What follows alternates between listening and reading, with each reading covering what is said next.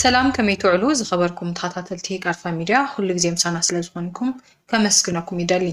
ማእሰርቲ ኣናዓሕቲ ጋዜጠኛታትን ፍሉጣት ሰባትን ኣብ ትግራይ ይቕፅል ኣሎ። ሎሚ ዝተኣሰረ መን ምዃኑ ክንነግረኩም ኢና። ሰራሕተኛ መንግስቲ መሃይዖም ዝምልከት ዝሕጉስ ሓበሬታ ወፂሎ ክነካፍለኩም ኢና። ልዕሊ 1300 ተመዛበልቲ ኣብ ትግራይ ኣብ ዝርከባ ማእኸላት መዕቆቢ ተመዛበልቲ ከም ዝሞቱን ዝምልከት ሓበሬታ ኣለና። ሓቢርኩምና ፅንሑ። ሰናይ ምክትታል ክኾነልኩም ተመኒየ። ማእሰርቲ ኣናዓሕቲ ጋዜጠኛታትን ፍሉጣት ሰባትን ኣብ ትግራይ ይቕፅል ኣሎ። ሎሚ 16 መጋቢት 2018 ዓ.ም ኣብ ዝተፈላለያ ሚድያታት በመቕረብ ኣብ ዝተፈላለዩ ኣጀንዳታት ሓሳብ ብምሃብ ዝፍለጥ ኣረጋይ ገብረክርስቶስ ብገበን ተጠርጢሩ ብፖሊስ ብዝቐረበሉ ክሲ ብትዕዛዝ ቤት ፍርዲ ኣብ ትሕቲ ቀይዲ ከም ዝወዓለ ተሓቢሩ። ኣረጋይ ገብረክርስቶስ ኣብዚ ሕዚ ሰዓት ኣብ ከተማ መቐለ ፖሊስ ክፍለ ከተማ ቀዳማይ ወያነ ተኣሲሩ ከም ዝርከብ ኣረጋጊፅና ኣለና። ኣረጋይ ኣብ ሚድያ ኣዘራርባ ርእይቶ ዝህብ እዩ። ምክንያት መጠርጠሪኡ ኣብ ዝሓለፈ እዋን ምስ ፖሊስ ክፍለ ከተማ ቀዳማይ ወያነ ተታሒዙ ዝተዛረቦ ፀለመ ክኸውን ከም ዝኽእል እዩ ዝወፀ ሓበሬታታት ዝገልጹ። ብዛዕባ እቲ ጉዳይ ካብ ዝምልከቶ ኣካል ንምርጋፅን ተወሳኺ ሓበሬታ ንምርካብን ግን ኣይተኸኣለን። ንመላእ መንግስቲ ሰራሕተኛ ትግራይ እንኳዕ ደስ በለካ ኢሉ ውድብ ወለዶ ትግራይ። እቲ ውድብ ብተደጋጋሚ ብዘካይዶ ተሪር ሰላማዊ ቃልስን ዲፕሎማሲያዊ ድርድርን መንግስቲ ፌደራል ማህያ መንግስቲ ሰራሕተኛታት ትግራይ ብቕልጡፍ ንኽልቃእ ወግዓዊ ውሳነ ከም ዘመሓላልፍ እዩ ዝሕበር። ማህያ ሰራሕተኛታት ካብ ዝኾነ ፖለቲካዊ ኢድ ኣእታውነት ናፃ ብዝኾነ መንገዲ ብቐጥታ ናብ ውልቀ ሒሳብ ባንኪ ንኽኣቱ ዘቕረቦ ግብራዊ መፍትሒ ተቐባልነት ዝረኸበ እኳ እንተኾነ እቲ ቴክኒካዊ መስርሕ ንምዝርጋሕ ዝወስድ ግዜ ንዕለታዊ ሂወት ሰራሕተኛታት ናብ ሓደጋ ህልውና ከየእትዎ ብምስጋእ እቲ ክፍሊት ብህፁፅ ንክፍፀም ብዝተኻየደ ዘተ እቲ ውሳነ ክፀድቕ ከም ተገበረ ይሕበር። እዚ ብዘተን ልዝብን ዘይፍታሕ ፖለቲካዊ ፀገም ከም ዘየለ ዘረጋግፅ ውሳነ ምዃኑ እቲ ውድብ ድሕሪ ምሕባር ሰራሕተኛ መንግስቲ ትግራይ ካብ ፍቓድካ ወፃኢ ዝግበር ዝኾነ ዓይነት ዘይሕጋዊ ምቁራፅ ማህያ ተወዲብካ ንኽትቃለስ ፃውዒትና እናቕረብና ውድብና መሰል ሰራሕተኛታት ብዘላቒ መንገዲ ክሳብ ዝረጋገፅ ቃልሱ ኣሕይሉ ከም ዝቕፅል የፍልጥ ኢሉ።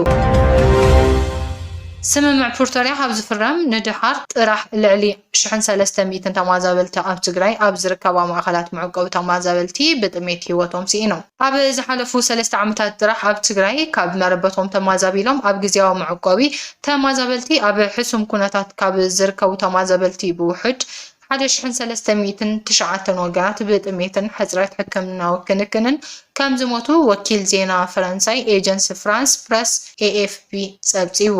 ኣብ ቢሮ ማሕበራዊ ጉዳይ ትግራይ ዳይሬክተር ንዝኾኑ ኣይተ ገብረስላሴ ታረቀ ጠቒሱ AFP ከም ዝሓበሮ ዛጊድ ብዘሎ መረዳእታ ድሕሪ እቲ ስምምዕ ፕሪቶርያ ጥራሕ ኣብ ዝሓለፈ 3 ዓመታት ኣብ ትግራይ ኣብ ዝርከባ ማእኸላት መዕቆቢ ተመዛበልቲ ብውሕዱ 1309 ሰባት ከም ዝሞቱ ብምሕባር እዚ ድማ እቲ ዝርከቦ ዝነበረ ሰብኣዊ ሓገዝ እናነከየ ኣብ ዝኸደሉ ዘሎ እዋን ኩነታት እናተበላሸወ ይኸይድ ከም ዘሎ ኣጠንቂቖም ክብል እቲ ማዕከን ዜና ይሕበር። እቲ ኩነታት እናጋደደ ይኸይድ ኣሎ ዝበሉ ኣይተ ገብረስላሴ ካብ መንግስቲ ፌደራል ሃገራዊ ትካላት ረድኤትን ዝወሃብ ዝነበረ ደገፍ ከም ዝነከየ ብምምካት ካብቶም ኣዝዮም ዝተሃሰዩ ማዓስከራት ኣስታት 150,000 ሰባት ዝእንግድ ማእኸል መዕቆቢ ከም ዝርከቦምን ካልኦት ብዙሓት ድማ ኣብ ሓደጋ ከም ዘለውን እቲ ፀብፃብ የመላኽት። ኣብዚ ቀረባ እዋን ኣዲስ ስታንዳርድ ኣብ ዘውፅኦ ፀብፃብ እውን ኣብ ባይታ ተመሳሳሊ ኩነታት ከም ዘሎ ይሕበር።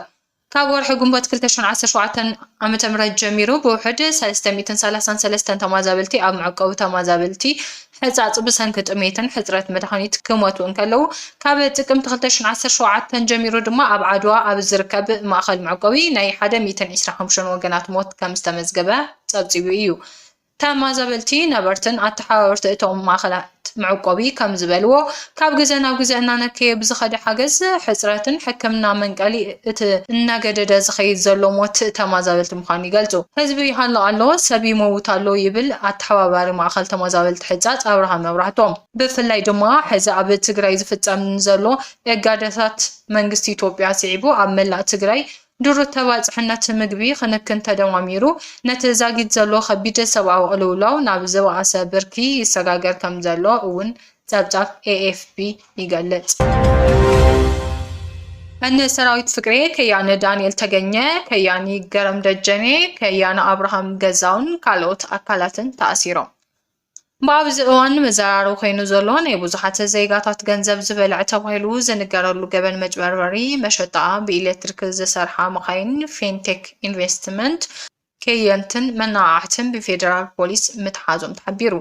እዚኣቶም ድማ ሰራዊት ፍቅሬ፣ ከያኒ ዳንኤል ተገኘ፣ ከያኒ ገረም ደጀነ፣ ከያኒ አብርሃም ገዛውን ከምኡውን ቲክቶከር ሞንስር ጀማል ምስ ሓው ተኣሲሮም ኣለው።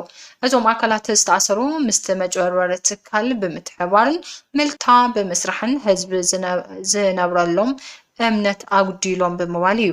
ትካል BYD ሲገል ብኤሌክትሪክ ዝሰርሓ መካይን ብ950,000 ብር ቅድመ ክፍሊት ኣብ ውሽጢ 3 ወርሒ ነተን መካይን ከረክብ እየ ኢሉ ንልዕሊ 450 ዝኾኑ ሰባት 600 ሚልዮን ብር ብምእካቡ ከም ዝተሰወረ ተሓቢሩ። እቶም ሰባት በዚ ዝተተለሉ ሰባት ሕጋዊ ፍቃድ ሪኦም ዘይኮነት ብዝተሰርሐ ምልክታ ምዃንለ እቲ ጉዳይ ዝተዋሳሰበ ይገብሮ። ተበደልቲ ድሕሪ እዚ ናብ መንግስቲ ብምጥርዖም እዮም እቶም ሰባት ተኣሲሮም ዘለው። እዚ ኣብ ዝሰርሑ ምልክታት ተፈለጥቲ ሰባት ሓላፍነት ወሲዶም ክሰርሑ ዝነቅሕ ተግባር እዩ። መፅረይ ነዳዲ ዳንጉቴ ኣብ መላእ ኣፍሪካ ሰደድ ነዳዲ ጀሚሩ። መፅረይ ነዳዲ ዳንጉቴ ምስ ግጭት ማእከላይ ምብራቅ ተኣሳሲሩ ዘጋጥም ወሰኸ ዋጋታት ነዳዲ ዓለም ስዒቡ ናብ ዝተፈላለዩ ሃገራት ኣፍሪካ ዝተፃረየ ነዳዲ ክሰድድ ከም ዝጀመረ ፍሊጡ። እቲ ብኣፍሪካዊ ቢልዮነር አሊኮ ዳንጉቴ ዝውነን ፋብሪካ መፅረይ ነዳዲ ድሮ ኣብ ፈላማይ መሸጡ ኣስታት 456 ቶን ነዳዲ ናብ ከም አይቮርኮስት፣ ታንዛኒያን፣ ቶግን ዝኣምሰለ ሃገራት ኣፍሪካ ከም ዝሰደደ ጸብጻብ ኣፍሪካ ኒውስ ኣመላኺቱ። እቲ ኣብ ናይጀርያ ዝርከብ መፅረይ ነዳዲ ኣብ መዓልቲ 650,000 ብር በርሚል ነዳዲ ናይ ምጥራይ ዓቕሚ ከም ዘለዎ ይገልጽ። እቲ ፋብሪካ ንጠለባት ናይጀርያ ሙሉእ ብሙሉእ ከም ዝማልእን ንሃገራት ምብራቅ ምዕራብን ማእከላይ ኣፍሪካውን ውሕስነት ፀዓት ኣብ ምምሕያሽ ቁልፊ ታራ ክፃወት ከም ዝኽእል ሰበስልጣናት መፅረይ ነዳዲ ገሊፆም። ኣፈኛ እቲ መፅረይ ነዳዲ ንኤፍፒ ኣብ ዝሃቦ ሓበሬታ እቲ ሰደድ ነዳዲ ብሰንኪ እቲ ኣብ ማእከላይ ምብራቅ ዝረአ ዘሎ ግጭትን ንዕኡ ስዒቡ ዘጋጠመ ሕፅረት ፀዓትን ይቃላጠፍ ከም ዘሎ ሓቢሩ። ኣብ ኣፍሪካ ወፃኢ ዝርከቡ ሃገራት ከይተርፈ ነቲ ነዳዲ ኣብ ምጥላብ ተገዳስነት ይርያ ከም ዘለዋ እውን ገሊፀን። እቲ መፅረይ ነዳዲ ኣብ 2024 ስርሕ ቅድሚ ምጅማሩ ናይጀርያ ካብ ወፃኢ ኣብ ዝኣቱ ነዳዲ ኣዝያ እያ ተሞርኪሳ ነይራ። ምጅማር ሰደድ ናብ ዞባዊ ናጽነት ፀዓት ርእዩ ለውጢ ዘመላኽት እዩ። ዝኸበርኩም ተኸታተልቲ ቃርፋ ሚድያ ሓበሬታትና ነዚኦም ይመስሉ ነይሮም። ሓቢርኩም ስለፀናኩም መስገን። ናብ ካልኦት ክባጭ ሼር፣ ላይክ፣ ሰብስክራይብ ምግባር ኣይትረስዑ። ሰላም።